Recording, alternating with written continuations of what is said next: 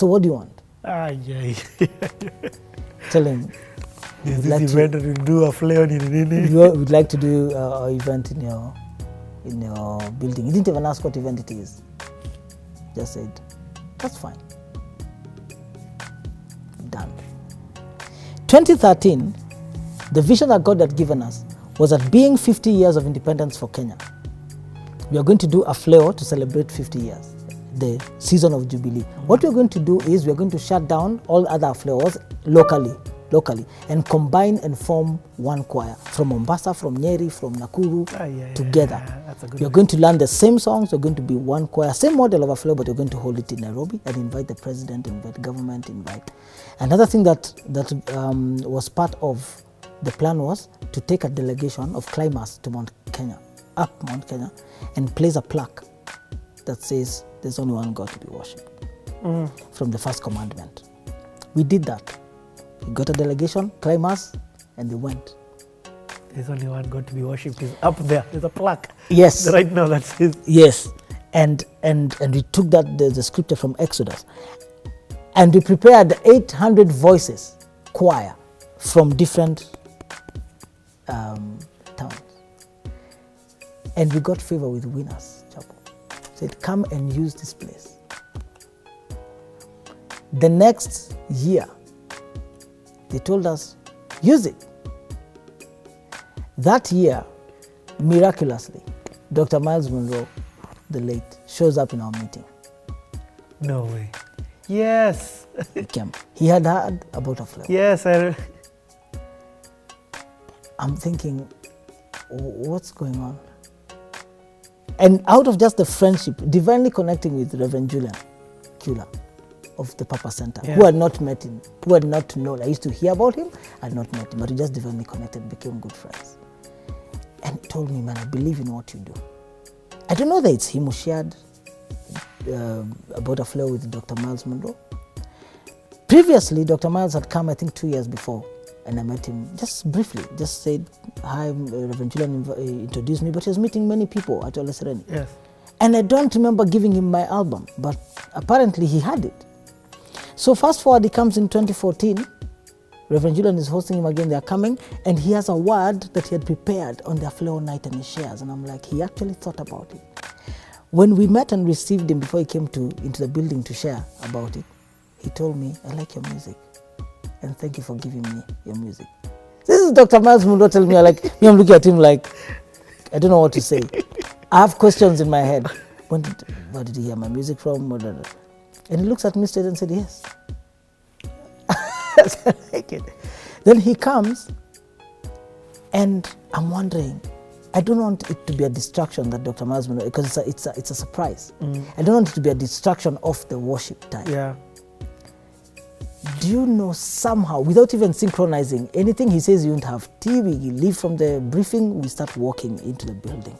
When you're walking into the building, is just when the procession of African flags was happening. So people are dancing and screaming and celebrating churches and so on. So there's a lot of movement. Nobody's paying attention to what is going on. And the screens and the cameras are focusing on the flags. On the flags. So it's until that solemn moment when we're praying for the African flags, that's when they projected his face and he was there. And then the rest is history, man. He started leading songs in worship. Yep. And he asked me to play the piano when he was leading worship. I'm there thinking, this is Dr. Myles Munroe and I'm playing the piano? I mean, just a story of what God did for me personally between 2012. And what that did for me, first of all, and this is what I want to say, because I can be misunderstood, and I don't want people to misunderstand, is that I think it was an experience for me to be humble, or rather, an experience for me to remember constantly that God's things are God's things. They are not about us. That He can use any vessel. And you have to stay, the more you are reminded, and when the miracles affect and things that, when God starts showing you that He can show you some things that you never thought could happen, is for you to realize that you are small, but yet very significant. You know what I mean? And always learn to depend on Him, because now we were like, we never thought we'd be at this point as a ministry, as a movement, where people are paying attention. Churches have come together. It's attracting people even from out there that you never thought would be. I mean, he's been a voice. The late Dr. Munroe has been a voice for many years, a respected man in Bahamas and all over the world. And he comes to this meeting, not invited by any particular pastor to come to any of the churches. He was coming for a series of meetings, happened to be chaperoned by Reverend Julian, but he comes to an interdenominational meeting, which affirmed the vision of Aflewo. He did not come to Purpose Center. He did not come to House of Grace that he had visited sometime, I think. He had not come to JCC or whatever. He had come to a meeting that churches were represented. And we just gave God the glory. And we are just waiting to see what other more things that God can do for us. We're not saying that the nights when we don't have guests like those, it doesn't happen. No, but we're just saying that God was able to show us he can do this and he's doing this for this in this point in time. I'll never forget when the Deputy Ambassador of Israel came for the event. And the embassy called us and said, we hear that you normally pray for the peace of Jerusalem. Said yes. Said, I would like to come and see it. He said, oh, political leadership of Israel is coming to our meeting. You come. What time do you pray? At 3 a.m. And he was there.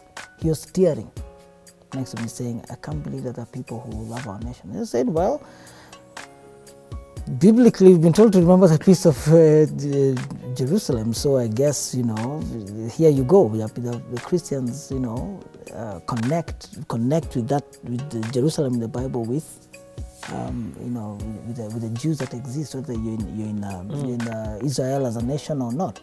And he couldn't believe it. And that for me has just been so humbling to see what God can do through a movement like this, when you just create a space where you worship God. And our heart is that we just do what God has called us to do, without wavering, without losing focus, and just letting people know that no matter what your lane is, you could be on a lane where you speak on social issues, you could be whatever lane that you do. Ultimately, the one thing that comes from your heart is the true worship of God. Jesus said that the Lord is seeking those who worship in spirit and in truth. Those are the kind of worshipers the Father seeks. For me, what I want God to find is true worship. What is true worship? Brokenness is not about me. It's not about what you can get from God. It's just acknowledging who He is and stay dependent on Him, because life has got issues, man. I keep saying that the Bible says that His divine power has given us everything we need for life and godliness, not everything we want. If it was about everything we want, I would probably not even be here, because we'd be, living in the air somewhere. And driving our sports cars that probably we desire. That we need. But that we need, I like that. But His divine power has given us everything we need for life and godliness.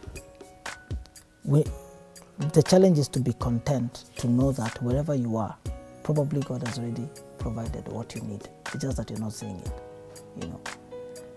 And so for me, I will live to do this, to just lift up the name of God. Whether I have something or I don't, whether He comes through for me, because there are times when I would struggle and I don't get the answer immediately. You hustle, you're like, man, this is house rent, man. But then when you look at the amount of grace and protection that He has encompassed me with for all those years, there's nothing else I know,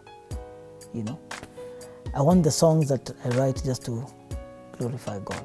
Most of the songs that I write talk about Him. I talk about Yahweh, I call His name Jehovah, because that's all I have to give. I know I could easily write a love song. I could easily write a social rearmament song. But I know that I've been called to write songs to talk about who he is and lift my hands of surrender to him. And I like what you said there.